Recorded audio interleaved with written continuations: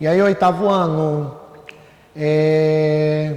espero que todos vocês estejam bem, né? Eu, professor Eduardo, estou bem, apesar de tudo que está acontecendo, né, no nosso país, tanto essa pandemia aí, mundo afora, né, e Brasil fazendo tantas vítimas, né, que isso interrompeu nesse nosso contato, principalmente nas minhas aulas de literatura. Eu gosto muito, não só literatura, mas eu acho que toda aula, a importância, né, da sala de aula, a importância desse contato professor-aluno, ela é extremamente importante, né? E é um momento que serviu, né, para a gente pensar, para a gente refletir sobre muitas coisas. Mas, né, se a gente for para a história da humanidade, a gente vai ver grandes epidemias, né? A grande epidemia de gripe espanhola do século XX, o mundo tinha acabado de sair, né, de uma guerra mundial e veio uma epidemia de uma gripe que dizimou milhões de vidas.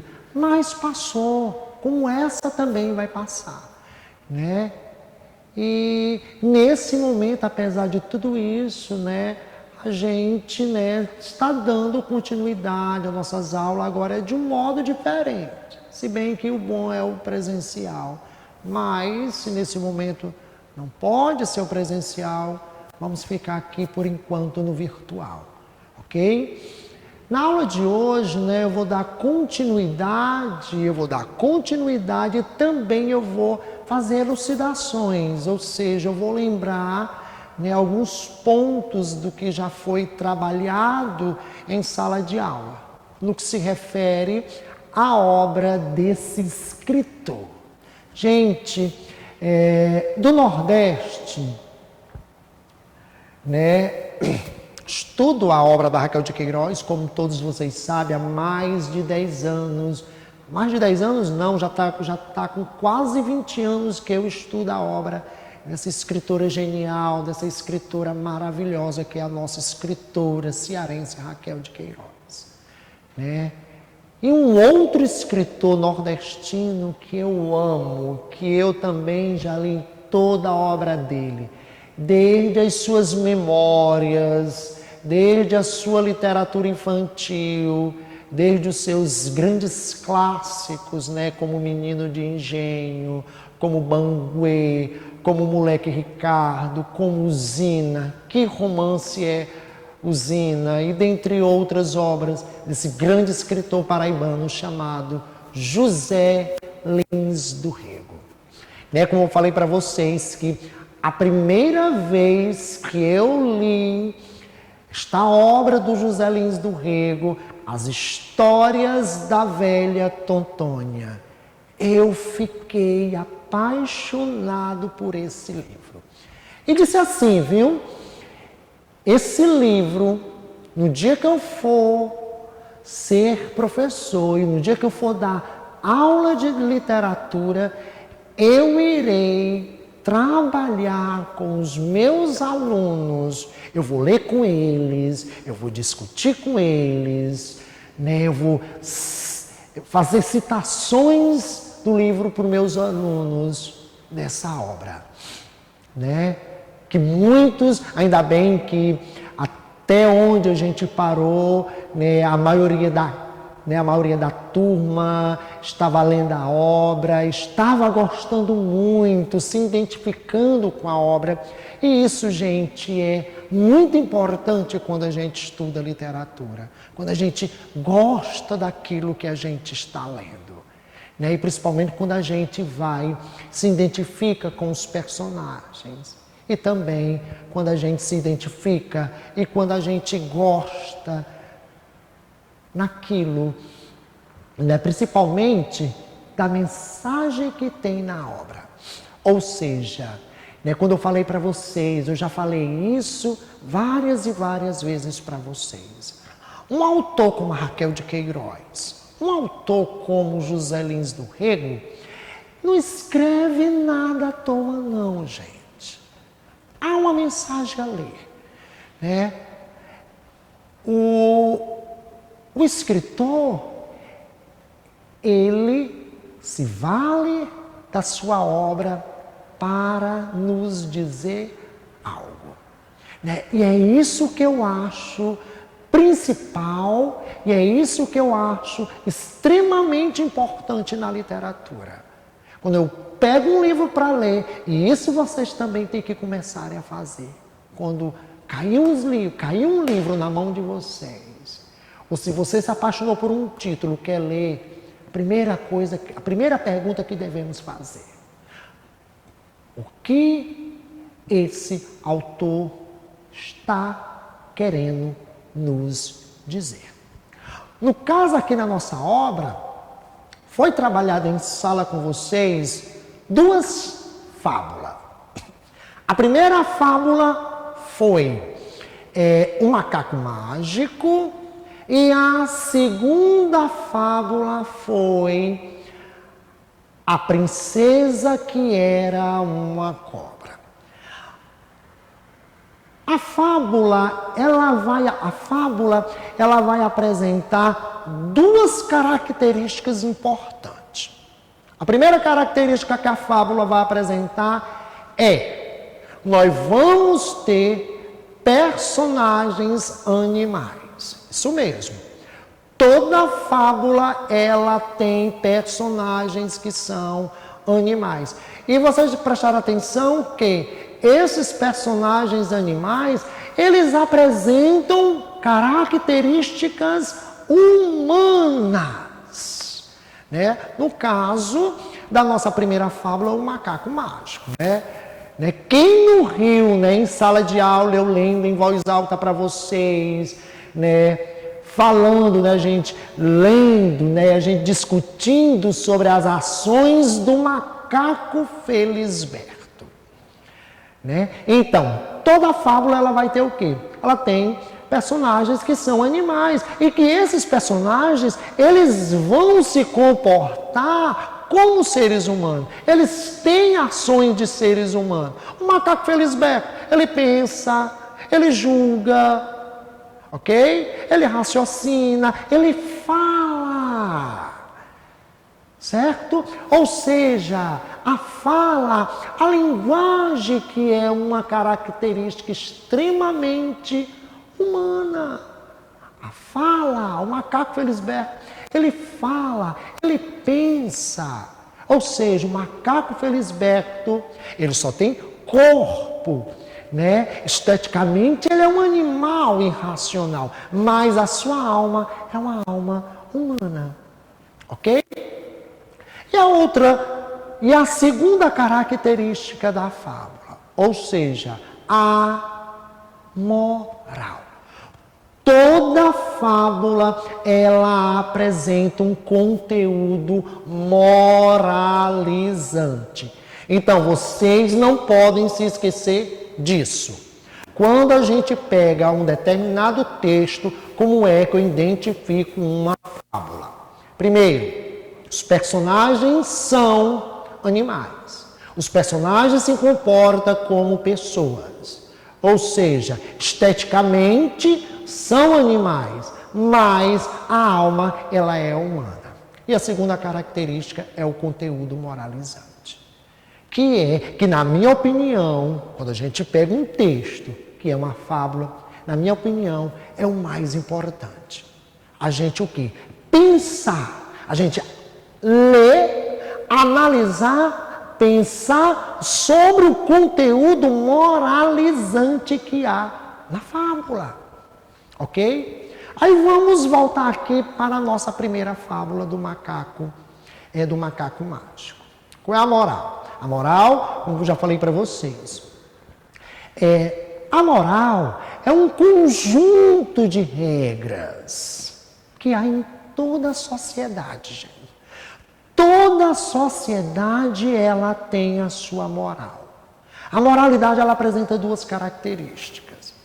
Ela é social e ela é histórica. Beleza?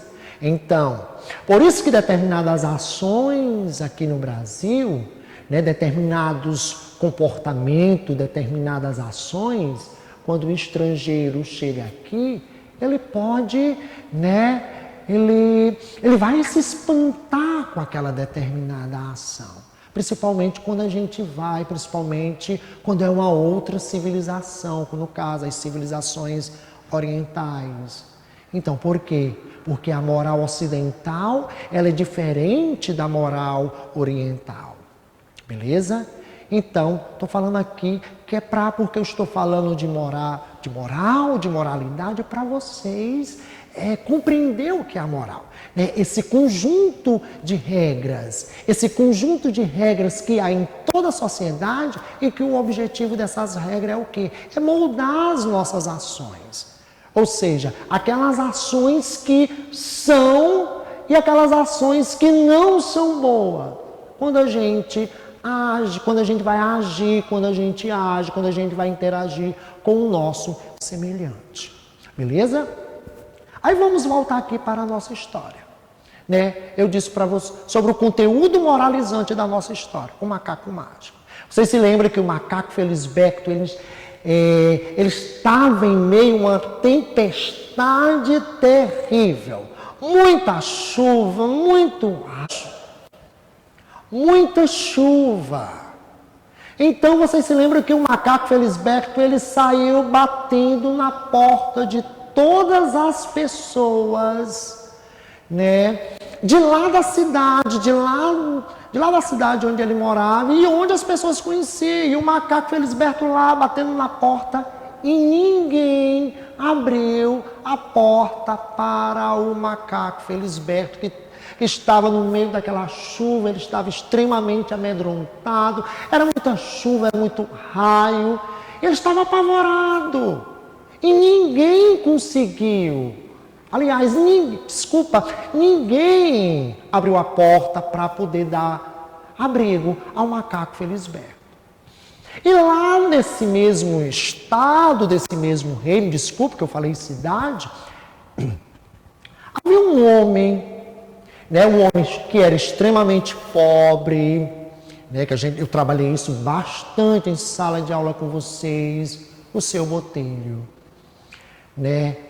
E o Seu Botelho, ele tinha uma fama. A fama principal do Seu Botelho, ou seja, Seu Botelho era conhecido em todo o reino por fazer o bem, por ajudar todas as pessoas que iam lá, que batia na porta de Seu Botelho. Morava num quartinho bem pequeno. Era um exímio marceneiro, sabia moldar madeira como ninguém. E era também um homem extremamente explorado pelo seu rei.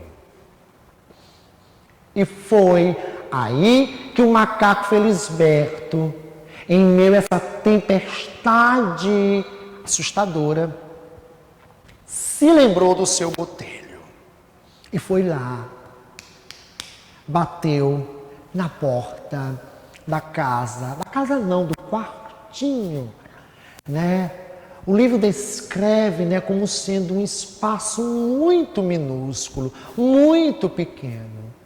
Mas mesmo assim, Seu Botelho foi lá e abriu a porta. E o Seu Botelho conheceu o macaco Felisberto.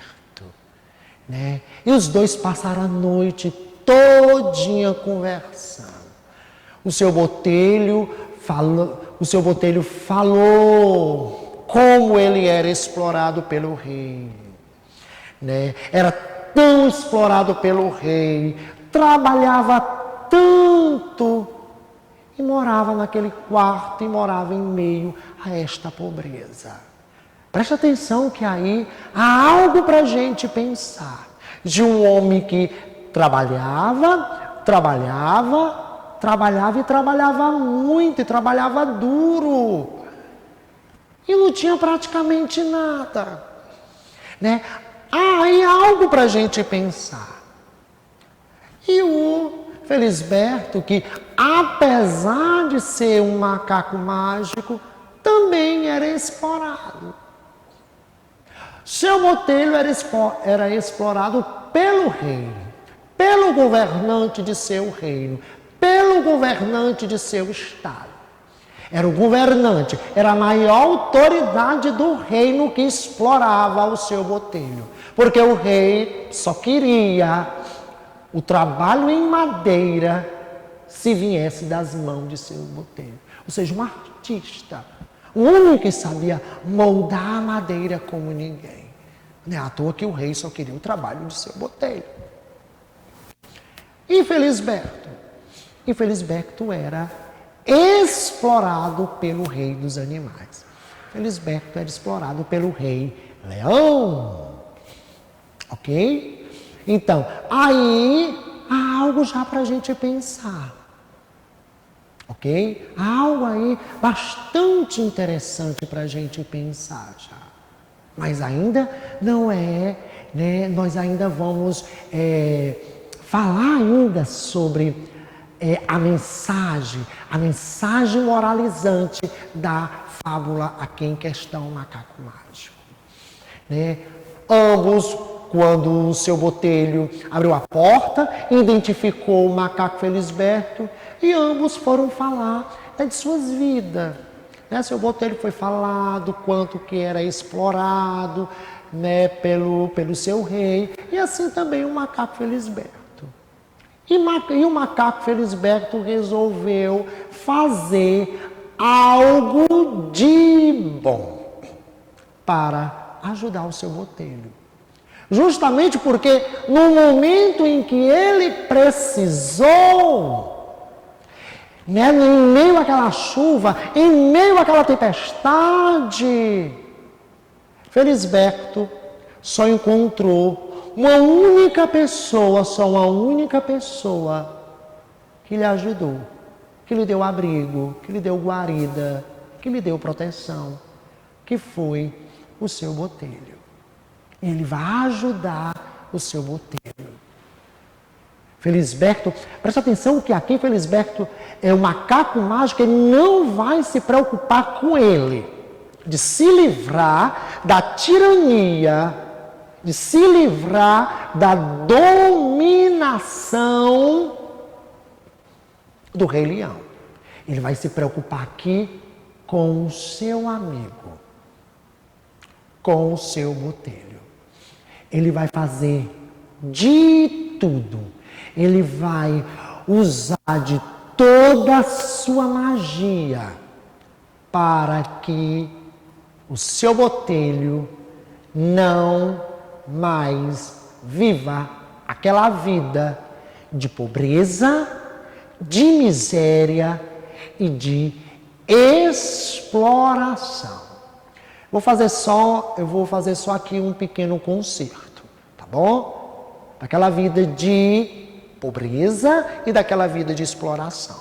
Ele não era miserável, ele era um pobre, extremamente pobre, mas não era miserável e era extremamente explorado. É o que eu falei para vocês. Há aí algo já para a gente pensar, para a gente refletir.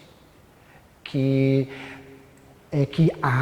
não é ultrapassado, muito pelo contrário, que isso ainda é algo bastante atual, né, sobre a questão da exploração no trabalho. Mas a gente vai aqui falar sobre a questão, o conteúdo moralizante da obra. Então, a moral da obra, aliás, a moral da fábula O Macaco Mágico, né? Seu botelho, ele ajudou, foi uma simples ação que ele fez.